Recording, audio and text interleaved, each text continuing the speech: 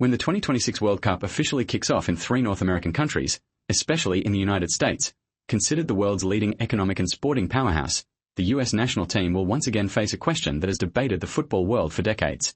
Why has a nation with the world's largest economy, a state-of-the-art sports training system, advanced training centers, and virtually unlimited financial resources never produced a male football superstar with the influence of Lionel Messi, Cristiano Ronaldo, Kylian Mbappé, or Neymar? Americans don't lack money to invest in football. They don't lack modern stadiums, academies built to international standards, or top-tier sports experts. Nor do they lack athletes with superior physical attributes, speed, and strength. However, after decades of development, America is still struggling to find an icon that can reach the pinnacle of world soccer. According to many experts, the root cause doesn't lie in money, infrastructure, or sports science. What's missing is an intangible but crucial element, something no investment can create overnight: soccer culture. Soccer isn't a sport that can develop solely through modern training grounds or expensive contracts. It's nurtured by love, habit, and passion passed down through generations. Tom Bayer, a renowned youth soccer coach who helped lay the foundation for Japanese soccer, once asserted that soccer is first and foremost a culture, only then an industry or a professional sport. And it is precisely in this respect that America started slower than the rest of the world. For almost the entire 20th century, soccer lagged behind American football, basketball, baseball, and hockey in popularity. For most Americans, those sports were the soul of national sporting life. They dominated the media, schools, school leagues, and the dreams of millions of children. Meanwhile, soccer only truly exploded in popularity in the United States in the last few decades. The growth has been rapid, but not long enough to form a deeply ingrained culture like in Europe or South America. This delay has created a huge gap between the US and traditional soccer powerhouses. In Argentina, Brazil, Spain, France, and Portugal, soccer is not just a sport to watch on weekends. It is part of childhood, a common language of the community, and a source of pride for every family. Children there grow up with the ball. They played soccer on small streets, in parks, on school grounds, in open fields, or anywhere there was enough space to erect 2 bricks as a goalpost. They played soccer every day, not because anyone forced them, but simply because it was the greatest joy of their childhood. It was thousands upon thousands of hours of natural soccer play that created their supple feet, instinctive ball handling abilities, creativity, and improvisation, qualities that make up the geniuses of world soccer. These are things that money can support, but cannot replace. And that is precisely why, despite possessing all the ideal conditions for developing soccer, America is still on a long journey to find its first superstar capable of standing alongside the greatest legends of the beautiful game. If we want to find the answer to why America hasn't yet produced a Lionel Messi or Kylian Mbappé, perhaps we have to go back in time to the early years of these football geniuses. Because most legends of the beautiful game share a common starting point. It wasn't modern academies, multi-million-dollar stadiums, or state-of-the-art training programs. Their starting point was simply a ball. A ball that appeared before they even understood what football was. Lionel Messi once said that he could barely remember the first time he touched a ball. Because his childhood memories in Rosario, Argentina, are always associated with small streets, dusty courtyards, and football matches that lasted until late at night. For Messi, the ball is not just a toy. It is a part of his childhood, a friend that grew with him every day. Kylian Mbappé also had a similar journey. Born in Bondy, a suburb of Paris where football is present in every neighborhood and every playground, Mbappé lived almost entirely with the ball from his very first steps. At just 2 years old, he accompanied his father to the football club where he coached. By the age of 3, while many children were fascinated by toy cars or superheroes, Mbappé had only one passion: chasing the ball. This wasn't a natural talent awakened overnight. It was the result of thousands of hours of carefree play, countless dribbles, falls, and getting back up, afternoons without lesson plans, referees, or instructors. These seemingly ordinary experiences laid the foundation for extraordinary players.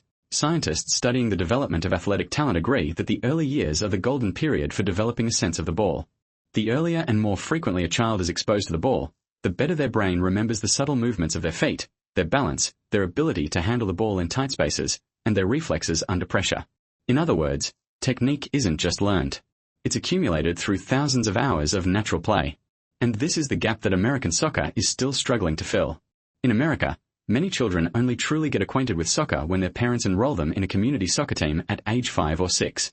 They learn according to a curriculum, train on a fixed schedule, and play games on weekends. Meanwhile, in Argentina, Brazil, or France, children of the same age may have already accumulated 3, 4, or even 5 years of daily street soccer before entering any academy. That gap seems small. But when thousands of hours of natural training accumulate over the years, it becomes a huge advantage that no accelerated training course can compensate for. Tom Byer, a youth football expert who helped transform Japanese football, used a very apt analogy. He said that in countries with a long-standing football culture, their starting line is a mile away from ours. That statement isn't just about time. It's about a culture built over generations. One of the biggest differences between the United States and the football powerhouses isn't the number of stadiums or the investment. It's about the coachless matches. In Brazil, Uruguay, Argentina, or the suburbs of France, children can turn any space into a football pitch. 2 flip-flops are enough to make goalposts. A small alleyway can become the venue for matches lasting for hours. No one directs.